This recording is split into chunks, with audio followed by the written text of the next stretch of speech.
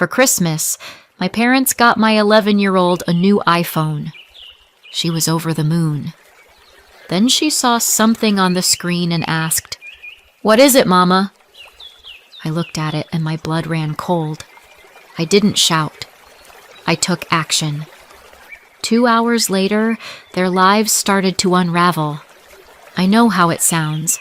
Like I'm about to tell you the kind of story people only believe if there's a court transcript and a Netflix documentary, but this was my Christmas. We were at Mom and Dad's house, because that's where Lily and I live. After my divorce, I moved back temporarily, which is what adults say when they're trying to convince themselves they haven't hit rock bottom. Lily and I have the upstairs bedroom, my childhood home, now featuring my child and my pride, both crammed into the same space. Christmas morning looked like every other Christmas morning in that house. Tree lights blinking like they were trying to hypnotize everyone into behaving, wrapping paper stacked like snowdrifts, cinnamon candles burning so aggressively it smelled like a bakery exploded. Brenda was there early, of course. My sister doesn't arrive anywhere. She makes an entrance. She came in carrying gift bags like Santa's favorite intern, and her 12-year-old son Ryan trailing behind her with that easy confidence boys have when the world has spent years assuring them they're the main character. Ryan is the golden grandchild. If Mom and Dad had a family crest, it would just be his face. Lily knows that. She doesn't say it out loud. She doesn't have to. She's learned the same trick I learned. Smile, stay small, be good, and maybe, someone will finally look at you like you matter. Lily had on her Christmas pajamas and the careful smile she saves for moments when she doesn't want to get her hopes up. She sat on the carpet with her hands in her lap, waiting her turn like she was in line at the DMV, not Christmas morning. Ryan, meanwhile, was already tearing through presents like he was speedrunning joy. New sneakers, a gaming headset, something electronic that made Dad do that proud laugh like Ryan had personally cured disease. Lily clapped politely at all of it. She actually clapped. My kid has better manners than most adults I know. And then Mom said, in that bright, performative voice she uses when she wants credit, "Okay, this one is for Lily." I almost missed it because I was busy watching Ryan get another box and watching my daughter pretend it didn't sting. Mom slid a rectangular package across the carpet. I saw the shape. I saw the way Lily's eyes widened before she tried to tame them back into polite. I saw her glance at me, quick, nervous, like she needed permission to believe. Is this really for me?" she asked, soft. Mom smiled. Dad nodded once. Brenda's mouth twitched at the corner like she was watching a punchline she already knew. Lily peeled back the paper slowly, like she was afraid if she moved too fast the gift would evaporate into socks. And there it was. An iPhone box. Not the newest model, not the kind influencers unbox with manicured nails and ring lights, but still, an iPhone. A real one. The kind of gift Ryan would get without anyone blinking. Lily stared at it like it was proof of something she'd been trying to earn all year. "Oh my gosh," she whispered. She looked up at Mom, then Dad, then me, like she was taking attendance. Like she needed to make sure everyone saw her being chosen. "Thank you," she said immediately. Because that's who she is. Because she's learned the right words make adults less likely to change their minds. Mom watched Lily's face closely, like she was waiting for a bigger reaction. Dad watched too, quiet and heavy. Brenda leaned back, arms folded, calm as anything. Ryan smirked at the tree. Lily held the box with both hands and hugged it to her chest. She didn't even open it right away. She just held it. And my heart did this stupid thing where it jumped up and said, maybe. Maybe this is different. Maybe this year is different. because I'm apparently the kind of person who will touch a hot stove twice just to confirm it's still hot. Mom cleared her throat. We thought it was time she had something nice. For safety. So she can call you if she needs to. Yeah, Dad added. He always sounded like he was reading from a script he didn't agree with. Kids need phones these days. Brenda nodded like she'd personally authored Modern Parenting. Lily kept smiling. She kept looking at the box like it was love wrapped in cardboard. We didn't fully open it there. Not really. Mom made a whole little speech about setting it up later and doing it properly, and Lily nodded like she didn't care, like she wasn't vibrating from the inside out. But I saw the way her fingers kept tapping the corner of the box, like she was checking it was still real. A little later, once the chaos downstairs got loud and Ryan disappeared into the living room with his new gadgets, Lily tugged my sleeve. Can we go upstairs? She asked, trying to sound casual. I knew what she meant. Our room, our little corner of the house where she could be excited without feeling watched. Yeah, I said. Let's go. Upstairs, she sat on the bed and opened the box like it was sacred. She lifted the lid carefully, like it might bite her. And there it was, silver and sleek and beautiful, sitting in its little cradle. She let out this tiny sound, half laugh, half sob. I can't believe they got me this, she said. I tried to smile. I tried to be the mom who lets her kid have the moment without poisoning it with suspicion. I really did. She picked it up and turned it over in her hands, and then she frowned. Wait, she said. Why does it look like that? There were scratches. Not huge gouges, nothing dramatic, but enough to catch the light. Enough to make my stomach tighten. It's probably refurbished, I said immediately. Too fast, like I was trying to convince myself. That's normal. Lots of people buy refurbished. Lily nodded. She wanted to believe. She wanted to believe so badly she could have convinced herself the phone was carved out of a potato as long as it meant her grandparents cared. She pressed the power button. The screen lit up. A logo flashed. And then, too quickly, it went straight to a home screen. Not a setup screen. Not a hello screen. A home screen. Lily blinked. Is it already on? Before I could answer, a notification dropped down from the top. Just a banner. A few words. Lily leaned closer, squinting, and then looked up at me with that open, trusting face. What is it, Mama? She asked. I leaned in, and for a second, my brain refused to translate what my eyes were reading, because those words didn't belong on a child's Christmas present. Those words didn't belong on any phone a kid was holding. My blood ran cold so fast it felt like my body forgot how to be warm. I didn't shout. I didn't snatch it and run screaming down the stairs.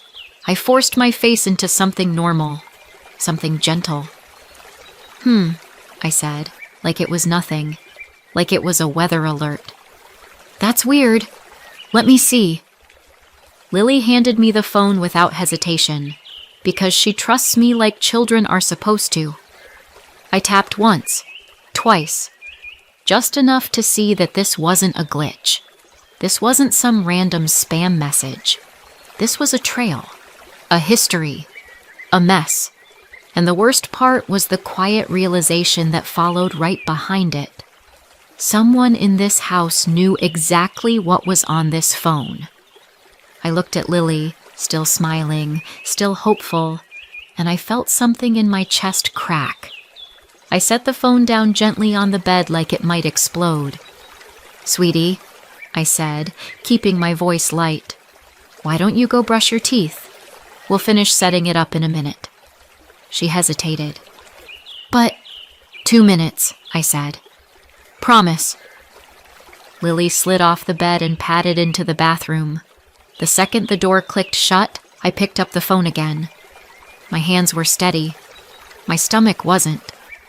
Because I already knew this wasn't just a mistake, and whatever I had just seen was going to change everything. Lily fell asleep like she'd been handed a piece of magic and nothing else mattered. Of course she did. She's 11. She can go from, I can't believe it, to drooling on my pillow in under 10 minutes. Meanwhile, I lay there staring at the ceiling like it owed me an explanation. Once her breathing settled, I picked the phone back up. I didn't do the mature thing. I didn't put it away and deal with it tomorrow. I'd already seen enough on that screen to know tomorrow might be too late. So yeah, I dug. WhatsApp opened without asking me to log in. No setup, no verification. Just an inbox already full of history, like the phone had a life before it ever touched my daughter's hands, and whoever wrapped it up didn't bother to wash it first. I scrolled. The first thing that hit me wasn't one horrible message. It was the sheer volume. The same target, again and again. Long threads where the tone didn't soften, didn't reset, didn't end. It wasn't a fight. It was a routine. I checked call logs. Same number popping up over and over. Missed calls, repeated attempts, back to back like someone was trying to wear the other person down by sheer persistence. Contacts were a mess. Random numbers, stupid nicknames, entries that looked like someone didn't want this phone connected to anything real. And then I saw the name. Emily. My throat went tight. Emily was a girl from Lily's school. Not someone Lily talked about much, which honestly is part of what made it worse. Because even if your kid isn't involved, you still hear things. You hear the whispers at pickup. You see the sudden caution in teachers' faces. You catch the way parents lower their voices like the truth is contagious. Emily had disappeared mid-year, transferred, gone. Just not there anymore. I remembered one parent saying her parents went to the police. Like that was the shocking part. Like calling the police was the scandal, not whatever had driven a kid out of her school. Now Emily's name was sitting inside a phone my parents handed to my daughter for Christmas. I didn't need every detail to understand the shape of it. I saw enough to know this wasn't kids being mean. It was sustained, designed. A drip feed of humiliation and intimidation that felt deliberate, like someone had made a hobby out of making one girl miserable. I clicked into media and immediately regretted having thumbs. There were images saved in there. I caught a glimpse, angle, context, the kind of wrong you don't have to study to understand, and I backed out so fast my hand slipped. No, I wasn't doing that to myself. And I wasn't letting that sit in Lily's orbit for one more second than necessary. I set the phone down and stared at it like it might start buzzing again, like it might crawl across the dresser and keep doing what it had been doing. Okay, so, how did this end up in my kids' hands? My brain offered the easiest answer first, because brains love denial. It's their favorite hobby. Maybe it was Ryan's old phone. That part actually made sense. Ryan is the golden grandchild. He gets upgrades like other kids get haircuts. A new phone for him wouldn't be special. It would be expected. And if he'd kept an old one as a spare, well, kids do dumb things with spare devices, especially kids who think rules are for other people. Maybe mom and dad just re-gifted it. Cheap, lazy, thoughtless. But not malicious, and I could almost handle thoughtless. Thoughtless is familiar, because none of this was happening in a vacuum. Nothing in my family ever does. Brenda has been the chosen one for as long as I can remember. Mom and Dad never sat me down and announced it like a villain speech. They didn't have to. In that house, love has always had a direction, and it rarely pointed at me. When Brenda had Ryan, the favoritism didn't vanish. It just updated. Ryan became the center of gravity. Everything he did was boys being boys. He's just spirited. He's got so much potential. Mistakes got brushed off. Attitude got reframed as confidence. Trouble got softened into misunderstandings. Lily, my Lily, learned the opposite lesson. Be polite. Be grateful. Don't make noise.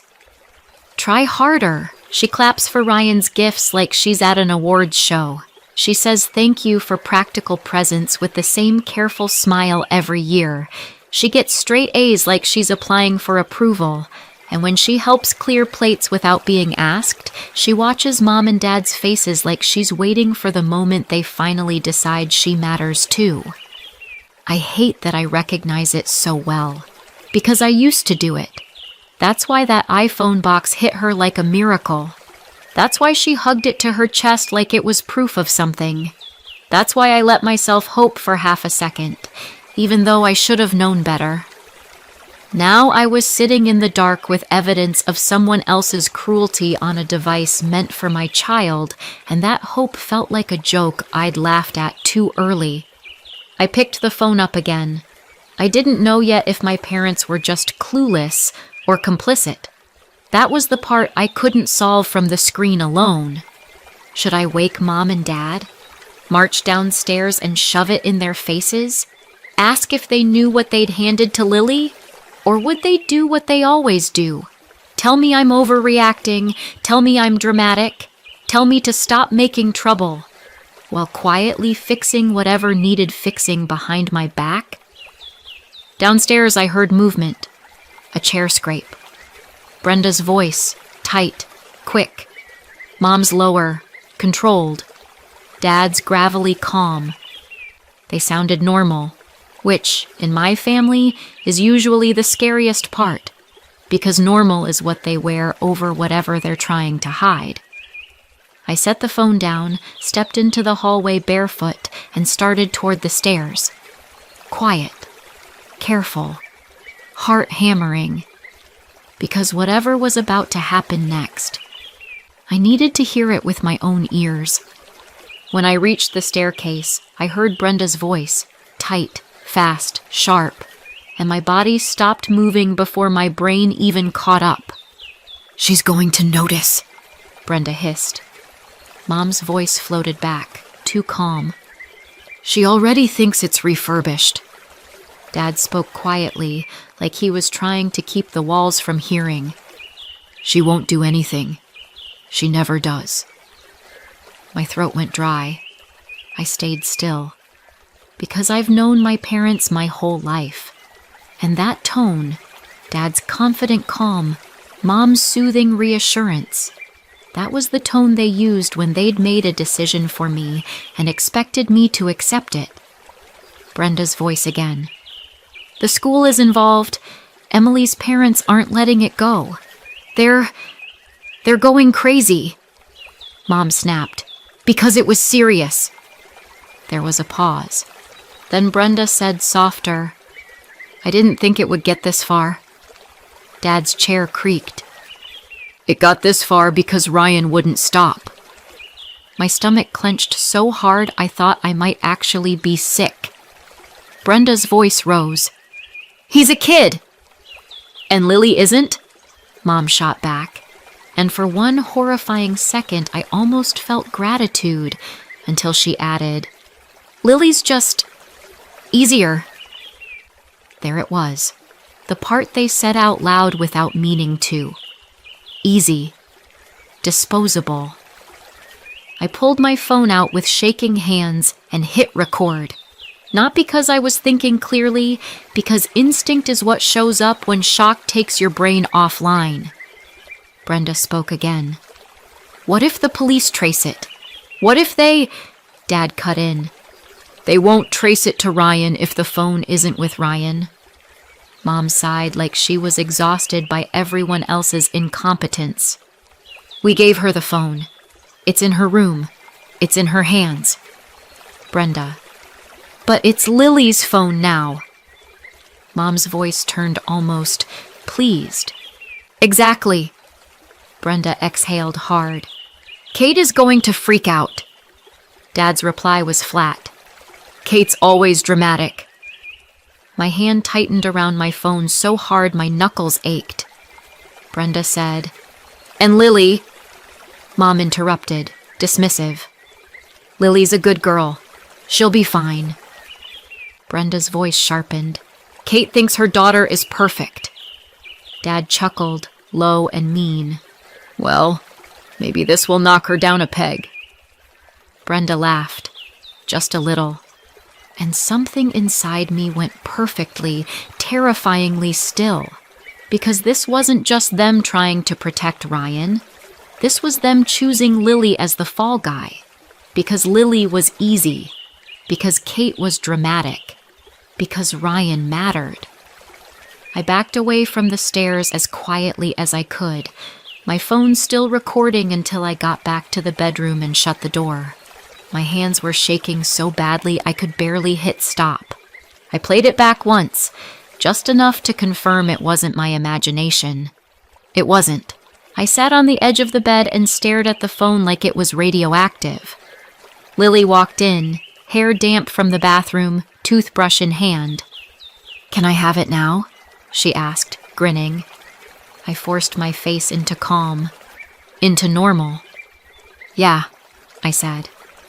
"But first, listen to me, okay?" Her smile faltered. "What?" "We're going to go out for a bit," I said, light, casual, like I hadn't just heard my family volunteer my child as collateral damage. A little surprise visit. "A surprise?" She perked up immediately. Kids love surprises. Adults fear them. "Yeah," I said. "Go put on shoes and grab your jacket." She ran to the closet. I packed fast, quiet, controlled. Not like I was going on vacation, like I was evacuating. A couple outfits, Lily's toothbrush, my wallet, chargers, the phone, both phones, the iPhone and mine. I texted my friend Sandra with one thumb. Me, "Can we come over? Like, now." Sandra, "Yes. What's wrong?" Me, "I'll explain when I get there." I stared at that yes like it was a lifeline. Lily bounced back over. "Okay, where are we going?" I lifted my bag onto my shoulder and opened the door. Downstairs, I could hear Mom laughing again, Christmas music still playing, like this house wasn't full of people plotting to ruin my kid's life. Lily skipped ahead of me down the stairs. Mom looked up. "Where are you going?" "Just out for a bit," I said, and my voice didn't shake. "Sleepover."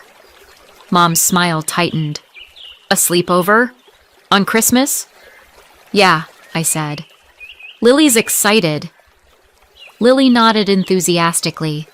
"Sleepover!" Dad's eyes narrowed slightly, like he could sense something slipping out of his grip. Brenda watched me too closely. Ryan shuffled into the room behind her, rubbing sleep from his eyes. He looked at the bag, then at me, and smirked. I didn't look away. I didn't say a word. Because I had his Christmas present upstairs, and it wasn't a phone. It was consequences. We walked out the front door. Cold air hit my face like a slap. Lily tugged my hand. "Mama?" "Yeah, baby?" "Did I do something wrong?" she asked, small. My heart broke cleanly in half. "No," I said, instantly. "No, you didn't. Not ever." She searched my face, trying to understand. I squeezed her hand. "I promise." And I drove us straight to Sandra's house, knowing that the second I closed that door behind Lily, I was going to set something in motion that Mom, Dad, and Brenda would never be able to put back in the box. Sandra opened her door before I even knocked all the way, like she'd been standing there waiting. One look at my face and she didn't ask questions. She just stepped aside. "Come in," she said softly. Lily ran past us, instantly distracted by Sandra's dog and the promise of snacks. Bless children and their ability to pivot. Sandra guided Lily into the living room. Hot chocolate? Yes, Lily chirped, like we were having the best Christmas adventure ever. I followed Sandra into the kitchen. What happened? She asked. I set the bag down. I set the phone down. My hands finally started to tremble now that Lily wasn't watching. Sandra's eyes flicked to the phone. Kate! I overheard them, I said. They gave Lily a phone on purpose, not as a gift, as a dumpster. Sandra's mouth tightened.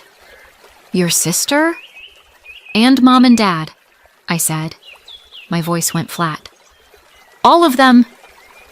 I took a breath, forced myself back into control.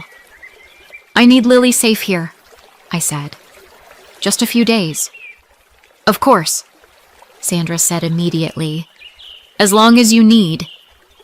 Lily's laughter drifted from the living room. I swallowed hard. Don't tell her anything, I said. Not details. She shouldn't have to carry this. Sandra nodded. Go do what you need to do. I left Lily with Sandra, told her I'd be right back, kissed her forehead, and walked out before I changed my mind. In the car, I didn't cry. Crying is what you do when you have time. I didn't have time. I drove straight to the station. The roads were quiet in that strange holiday way, like the world was pretending nothing bad ever happens on Christmas. My hands stayed steady on the wheel, but my chest felt tight, like I was holding my breath without realizing it. Inside, everything was fluorescent and calm and painfully normal. I told them what I needed to tell them, that the phone had been given to my daughter as a gift, that it hadn't been reset, that it contained messages and calls that didn't belong anywhere near a child, that I had overheard a conversation and recorded it. I slid the phone across the counter, then my own. I think this is connected to a case involving a girl named Emily, I said. Her parents already went to the police. This phone, I think it's part of that. The officer didn't gasp. He didn't frown dramatically. He just nodded once, slow, like something had clicked into place. They took everything, logged it, bagged it, asked me to walk them through the timeline. Christmas morning, upstairs, what I saw, what I heard, when I left. I answered calmly, not because I felt calm, but because panic wouldn't help Lily, and that was the only thing that mattered anymore. They gave me a case number and told me someone would follow up. That was it. No promises, no speeches, just procedure. That was enough. When I got back to Sandra's, Lily was curled up on the couch in pajamas, wrapped in a blanket that was definitely not hers, eyes glued to a movie she'd already half forgotten. Mom, she said when she saw me. Did you get the phone fixed? My stomach clenched. Not yet, I said, keeping my voice even. It needs to be checked first. I'll explain later, okay? Not tonight. She frowned for a second, then shrugged. Okay, and turned back to the screen. Kids are like that. They trust you to hold the heavy things so they don't have to. I sat down beside her and tried to breathe like a normal person. My phone buzzed in my pocket. I ignored it. It buzzed again. Then again. I already knew who it was. When I finally looked, there were missed calls stacked on top of each other. From Mom, from Dad, from Brenda. Then the phone rang again. I answered and immediately put it on speaker. All three voices hit me at once. What were you thinking? Brenda snapped. Are you out of your mind? Mom said over her. Dad cut in, sharp. You went to the police? I stayed quiet. They filled the silence quickly, like people who couldn't stand not being in control. "He's a child," Brenda said. "Do you have any idea what you've done?" "You're ruining his future," Mom added. This didn't need to go this far. I closed my eyes. A stupid, hopeful part of me was still waiting for it. One sentence, one excuse, one we didn't know. It never came. Instead, Brenda said, "The police are asking questions about Emily, about that phone." Mom jumped in immediately. "You knew this was already an issue. You knew her parents went to the police." Dad exhaled hard. "We were trying to handle it." "By giving it to my daughter?" I asked quietly. There was a pause, just long enough. "She would have been fine," Mom said. "Nothing was going to happen to Lily." Brenda scoffed. "Ryan could get expelled over this." And there it was. They knew. They knew it was tied to Emily. They knew police were already involved. They knew exactly what they were handing to my child. And they did it anyway. Something inside me settled, not shattered. Settled. "This conversation is over," I said. "Kate," Dad started. "I'm done," I said. My voice didn't shake. "Do not contact me again." I hung up. Lily laughed at something on the screen, completely unaware of the moment my family ceased to exist as a safe place. The confusion was gone. So was the hope. What was left was clarity. And I sat there, holding on to that clarity, knowing there was no going back from it. 6 months later, my life is quiet. Not the awkward, holding your breath kind of quiet. The good kind. The kind that lets you sleep through the night without your phone lighting up and your stomach dropping before you even read the screen. After that call, I didn't wait around to see what they'd do next. I cut them off. All of them. Blocked numbers. Emails filtered straight to trash. Social media locked down. When they tried to go through Lily, messages sent to her school, accidental run-ins, one very bold attempt to have someone else pass along a note, I shut that down too. I filed for no contact. Not a dramatic scene. Paperwork, signatures, dates. A very calm explanation that no one who had tried to use my child as collateral was welcome anywhere near her again. That part felt good. We moved a few weeks later. A rental, technically, but it doesn't feel temporary the way temporary used to feel at Mom and Dad's.